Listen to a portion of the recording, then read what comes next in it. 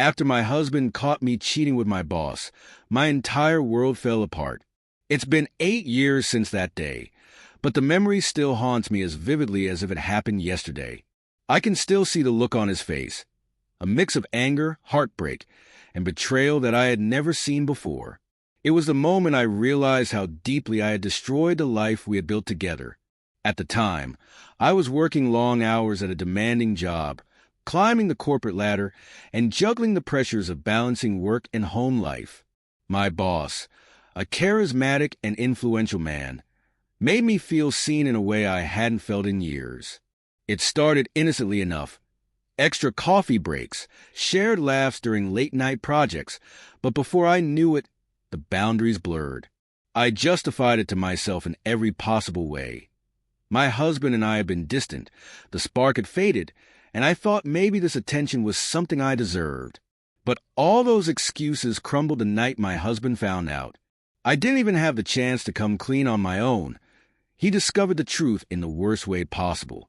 He walked into my office unexpectedly, hoping to surprise me, only to find me and my boss in a moment that left no room for doubt. The silence in the room was deafening before he turned and walked away, slamming the door behind him. I tried to run after him, but he wouldn't listen. For days, he avoided my attempts to explain, to apologize, to beg for forgiveness. And honestly, what could I have said? The trust we had built over a decade of marriage was shattered in an instant, and I had no one to blame but myself. The fallout was devastating. He filed for divorce almost immediately, and I didn't fight it. I knew I had no right to. Our friends and family took sides, and while some tried to support me, most couldn't look past what I had done. My reputation at work suffered too. Word got out about the affair, and I eventually quit out of shame. In the years that followed, I was forced to confront the choices I had made and the pain I had caused. Therapy became a lifeline, helping me understand why I had sought validation outside my marriage and how deeply I had hurt someone who had loved me unconditionally. Meanwhile, my ex-husband moved on. He met someone new a few years after our divorce, and they now have a beautiful family. Seeing him happy again should have brought me peace, but it only magnified the guilt I still carried. As for me, I've spent the last 8 years rebuilding my life from the ground up. I've focused on being honest with myself and those around me. While I've dated since the divorce, I've never allowed myself to get too close to anyone. Trust, both in others and in myself, has been difficult to regain. Looking back, I realized the affair wasn't just a betrayal of my husband. It was a betrayal of myself, of the person I wanted to be. I often wonder what might have happened if I had been brave enough to address the issues in my marriage instead of seeking an escape. 8 years later, I'm still working to forgive myself, though I don't know if I ever truly will. Life has moved on, but some mistakes leave scars that never fully heal. Sometimes I wonder if he ever thinks about me. Not in a longing or regretful way. Just if he remembers the good times we had before everything went wrong. We were young when we got married, full of dreams and plans for the future. I thought we would grow old together, but instead, I was the one who ended it all. I've written letters to him over the years, letters I never sent. In those letters, I've apologized 100 different ways, trying to put into words how sorry I am for what I did. I don't expect his forgiveness, and I've never asked for it. Maybe he's better off never hearing from me again, and maybe that's the only real way I can show him that I still care, by staying away. Still, there are moments when the weight of my actions feels unbearable. Every time I see a couple laughing together at a cafe or holding hands as they walk down the street, I think of us. I think of what we lost. I wonder if I'll ever have that again, that sense of partnership and trust, or if my mistakes have permanently closed that chapter of my life. As the years have passed, I've learned to find peace in small things. I've started painting, something I hadn't done since college, and it's become a way to channel my emotions. I've reconnected with a few friends who stood by me when everything fell apart, though I know our relationships will never be the same as they once were. There's also a part of me that has had to come to terms with the fact that my ex-husband's happiness doesn't include me anymore. I see pictures of him and his new family occasionally through mutual friends. He looks happy in a way he hadn't in the last years of our marriage. I want to believe I've learned to be happy for him, but there's still a sting of regret, a constant reminder that I could have been part of that life if I had made different choices. I've thought about reaching out to him over the years, just to apologize one last time, but I always stop myself. What would I say? I'm sorry, feels so small compared to the hurt I caused. He's moved on, and I have no right to disrupt the life he's built. The hardest part is knowing that the person I was when I betrayed him is not the person I am now. I've worked so hard to grow, to understand myself, and to become someone I can be proud of. But that person, the one who hurt him so deeply, will always be a part of my story. It's a shadow I can't escape. Sometimes, when the nights are quiet, I allow myself to imagine a different version of my life. In that version, I never crossed the line with my boss. I confronted the problems in my marriage instead of running from them. I worked with my husband to rekindle the love we once had. In that version, we're still together, still happy. But that's not my reality. My reality is that I made a choice, one I can never undo. 8 years have passed, and the life I had with my husband is gone forever. All I can do now is move forward, carrying the lessons I've learned and trying to be a better person. Some days I succeed, other days I don't. But I keep going, because what else can I do? Mistakes define us, but they don't have to destroy us. At least, that's what I tell myself as I take another step forward into the life I've rebuilt. Even after all these years, the pain lingers, though it's dulled to a quiet ache. I've accepted that some wounds never fully heal, and I've learned to live with the scar. Life has moved on, and so have I, in my own way. I still think of him sometimes, not out of longing, but out of gratitude. He taught me the value of love, trust, and forgiveness, even if I failed to honor those lessons when it mattered most. Now, I focus on being better for myself and for anyone who might enter my life. I can't change the past, but I can shape the future one small step at a time. Maybe that's what redemption really looks like, living a life that honors the lessons of your mistakes. There are still moments when I wonder if I'll ever be able to fully let go of the guilt. It clings to me like a shadow, a constant reminder of the life I once had and the choices that tore it apart. But I've come to realize that forgiveness, especially self-forgiveness, is not a destination. It's a process. Some days, I feel like I'm making progress, and other days, it feels like I'm back at the beginning. I've learned to find solace in small victories.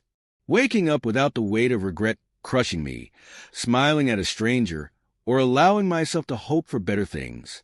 I've also learned to accept that not every chapter in life gets closure. My story with my ex-husband ended abruptly, and though I'll never stop wishing I could rewrite it, I've stopped waiting for some grand resolution. He deserves the happiness he's found, and I deserve to keep moving forward. I may never have the chance to make amends, but I can honor what we had by living a life shaped by the lessons he left behind. 8 years ago, I destroyed something beautiful, but from the wreckage, I've built something new, fragile, imperfect, but mine. And maybe, just maybe, that's enough. There are still days when the memories creep back in, catching me off guard. A song we used to love, a familiar scent, or even just the way the light filters through the curtains on a quiet morning. It all brings him back. Not in a way that consumes me, but enough to remind me of what was lost and the person I used to be. I've stopped running from the past. I've learned to sit with the pain and let it be a part of me. It doesn't define me anymore, but it's always there, like a distant hum in the background.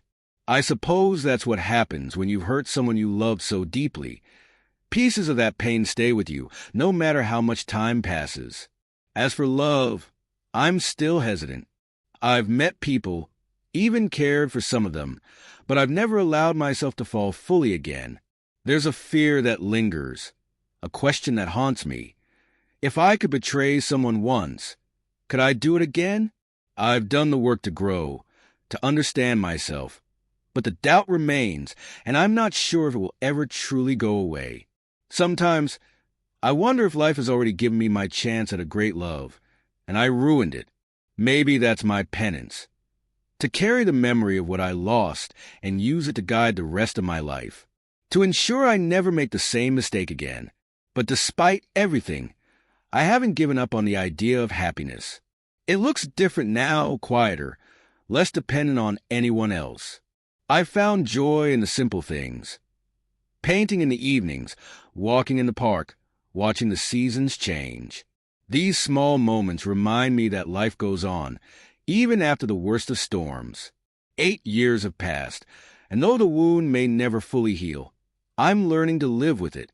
The person I am today is stronger, wiser, and more compassionate, not just toward others, but toward myself. Maybe that's the best redemption I can hope for. Not to erase the past or forget the pain, but to become someone better because of it. Someone who can look back at her mistakes, not with shame, but with the understanding that even the deepest scars can lead to growth. And maybe, just maybe, that's enough. There are moments when I wonder what he would think if he saw me now. Not in a romantic sense. Those days are long gone, but as the person I've become. Would he recognize the growth, the work I've done to piece myself back together? Or would he only see the woman who broke his heart? I'll never know, and maybe that's for the best. The life he's built without me looks solid and happy, and I wouldn't want to disrupt that. He deserves peace, just as much as I've been trying to find my own. Still, I hope that, in some quiet corner of his heart, he's forgiven me. Not for my sake, but for his, because holding on to anger and pain can be its own kind of prison. As for me, I've stopped asking myself, what if?